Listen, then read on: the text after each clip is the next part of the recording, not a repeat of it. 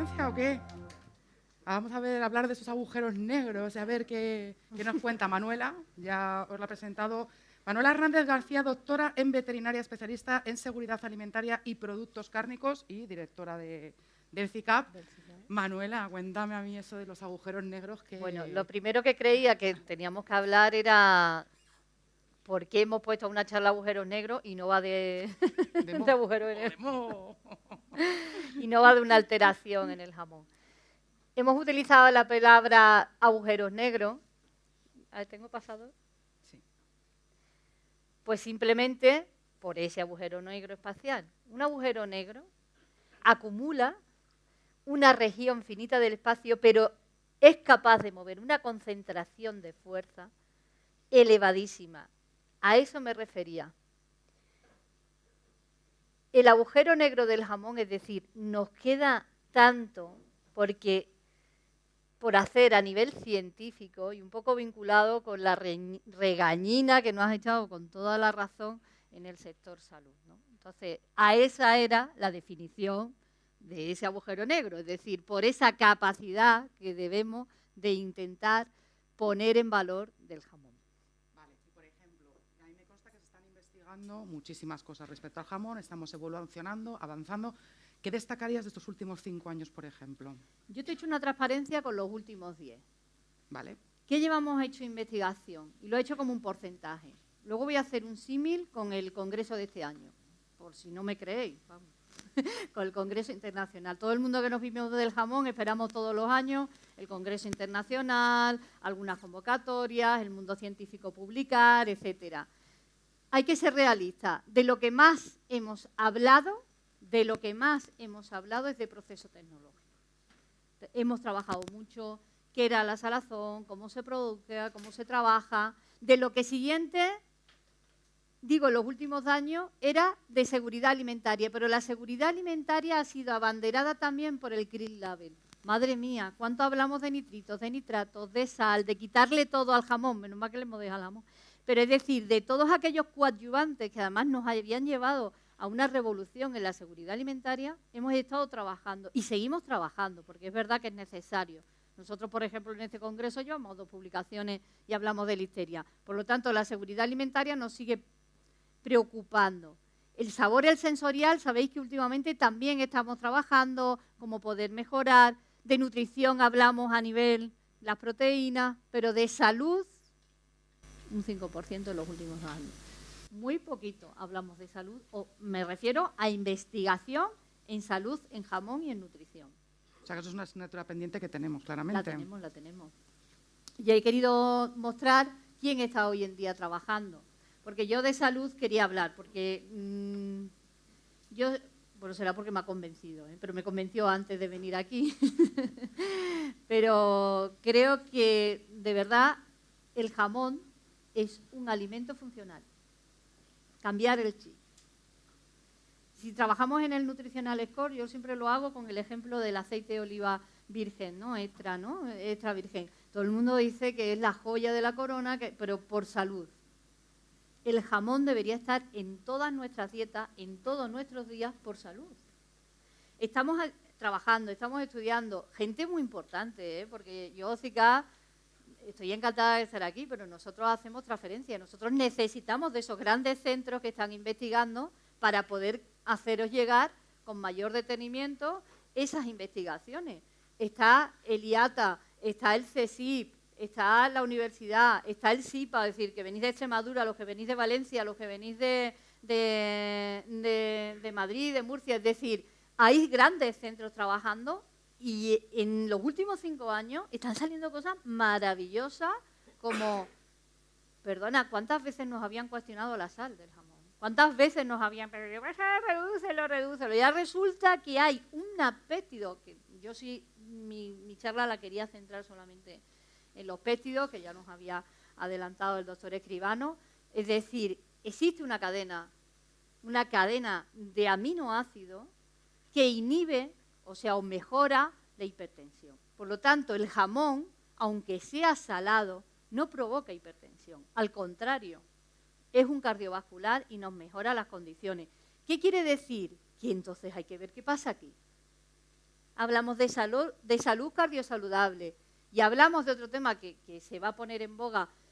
Yo creo que, si el doctor lo opina, bueno, que hablar aquí de medicina, pues lógicamente no ha lugar delante de él, pero hay un componente que eso sí es formación al consumidor, que es cuánto mínimo de miligramos con capacidad antiinflamatoria deberíamos de ingerir.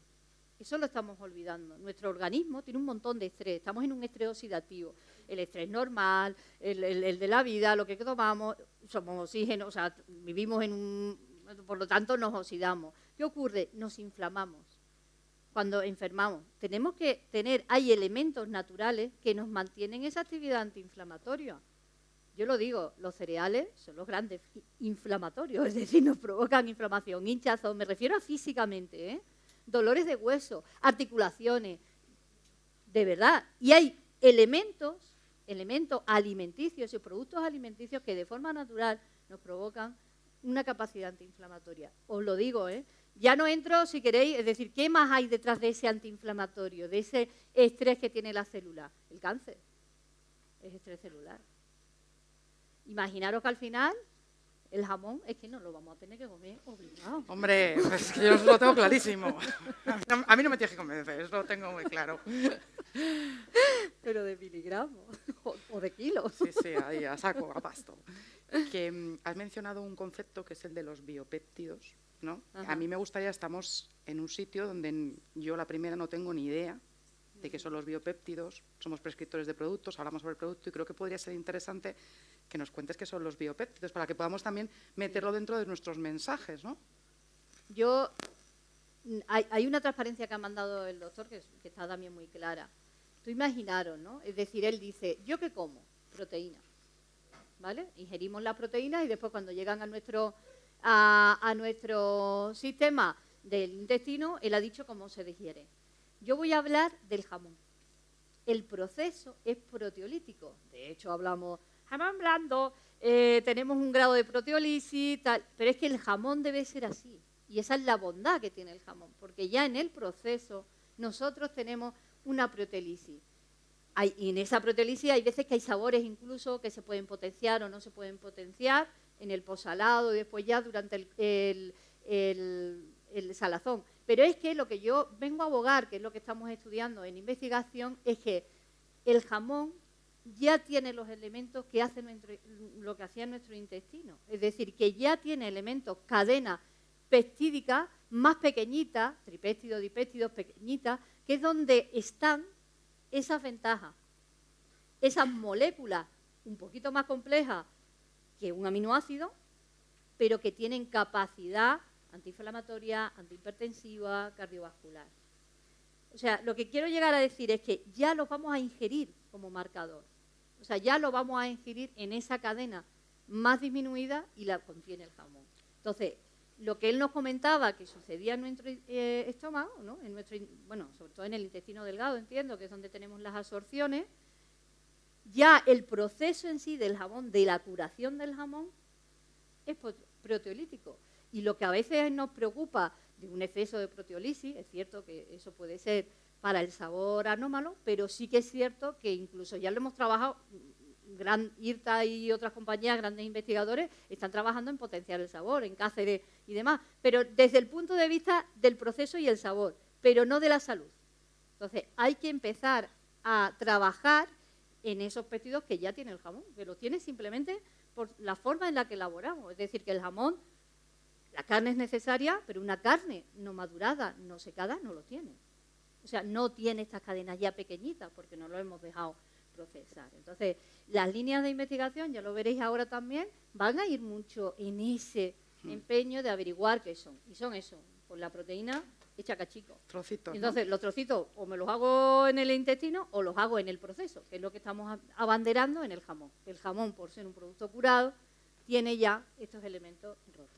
Vale, me consta que estáis haciendo estos estudios, ¿en qué situación están un poco? Pues los estudios ahora mismo, yo os presento aquí, bueno, no sé, creo que, no sé si se ve pequeño, es el programa simplemente de este año del Congreso del Jamón. Yo no estoy en el comité directivo, no sé si alguien está en el comité directivo y a lo mejor me meto donde no me llaman. pero aquí sales tú. Es decir, son 2 días de jornada, ¿no? Bueno, son 3, 8, 9 y 10. Serían casi 2 jornadas completas.